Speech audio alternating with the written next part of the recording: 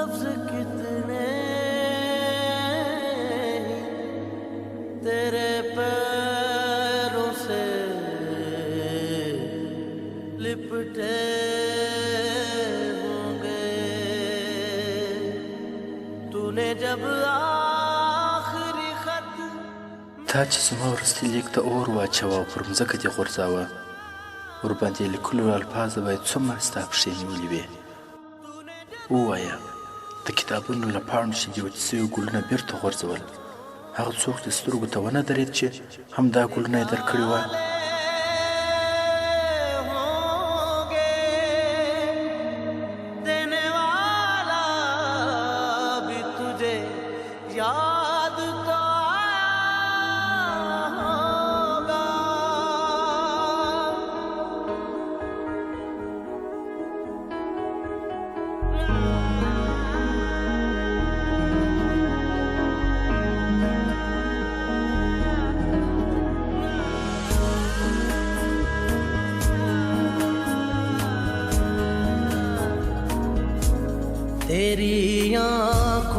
دا ضروري وه چې د سترګو څپاند سیند یې کښېنستی او آرام سوی وای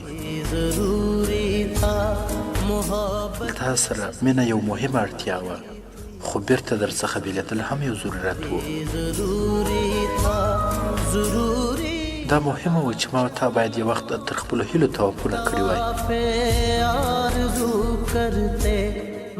خو دا هم یوه اړتیا وه چې همدا هیلې مو باید ټوکر ټوکر ماتې کړي وای ځکه ستا د سترګو توپانې سوی دریاب کښېناستو او ارامۍ ته اړتیا درلوده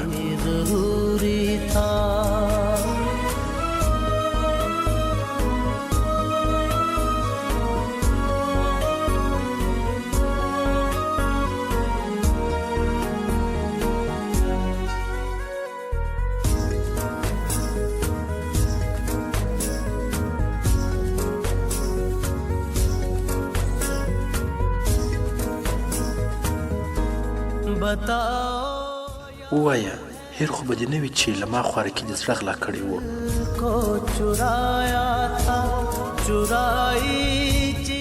او بیا دې د غلا پر دغه مال د خدای د کور نوم کښېښود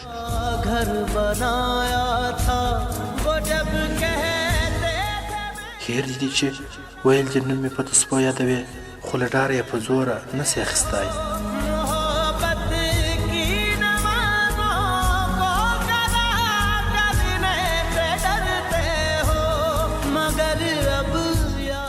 ما ته اوس هم ستا هغه ټولې خبرې او وعدې را یادېږي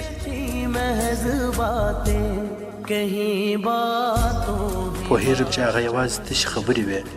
او زیات وخت تشې خبرې په پښیمانۍ پای ته رسېږي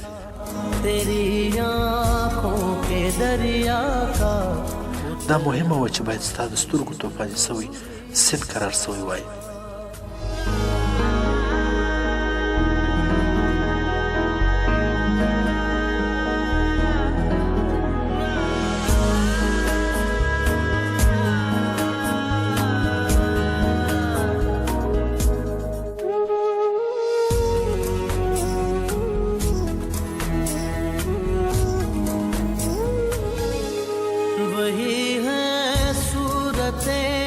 پوهېږې زه او ته اوس هم لا هماغه څېرو سره ګرځو هغه زه یم چې وم او هغه ته یې چې وې خو داسې احساس کوم لکه ځان چې چېرته راڅخه پاتې سوی وې او پوهېږم له تا دې هم ځان چېرته ورک وې یو وخت مې په مینه کې فریب درکړی و تر اوسه ځان راته په همدې ګناه کافر ښکاري زه لکه ازار وهلی لاروی منزل مې ټاکلی او راته معلوم و خو تر اوسه یې په لټه لالهانده ګرځم زه چې ستا له زړه څخه وتلی یم لار مې ورکه کړې او لا هم پسې ورکېږم خو هغه ورځ چې لار راڅخه ورکه سوه پوه سوم چې په مینه کې دې ورکېدل ضروري و او باید ورک سم भटकना भी जरूरी था मोहब्बत भी जरूरी थी बिछड़ना भी जरूरी था कि हम दोनों तवाफ़े आरज़ू करते मगर फिर आरज़ू का बिखरना उतरना भी जरूरी था, तेरी आँखों के दरिया का उतरना भी जरूरी था।